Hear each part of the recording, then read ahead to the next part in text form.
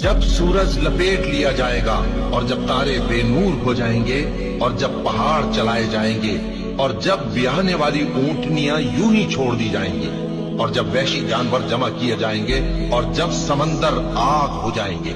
اور جب روحیں جسموں سے ملا دی جائیں گی اور جب اس بچی سے جو زندہ دفنا دی گئی ہو پوچھا جائے گا کہ وہ کس گناہ کے سبب قتل کر دی گئی اور جب اعمال کے دفتر کھولے جائیں گے اور جب آسمان کی کھال کھینچ دی جائے گی اور جب دوزخ کی آگ بھڑکائی جائے گی اور جب بہشت قریب لائی جائے گی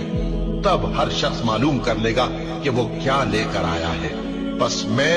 ان ستاروں کی قسم کھاتا ہوں جو پیچھے ہٹ جاتی ہیں اور جو سیر کرتے اور غائب ہو جاتی ہیں، اور رات کی قسم جب وہ پھیلنے لگتی ہے، اور صبح کی قسم جب وہ نمودار ہوتی ہے، کہ بے شک یہ قرآن اس فرشتہ عالی مقام کا سنایا ہوا پیغام ہے جو صاحب قوت ہے، مالک عرش کے ہاں اونچے درجے والا ہے، سردار ہے،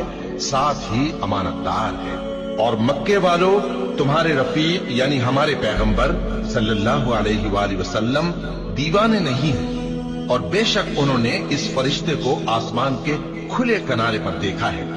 اور وہ غیب کی باتوں کے ظاہر کرنے میں بخیل نہیں،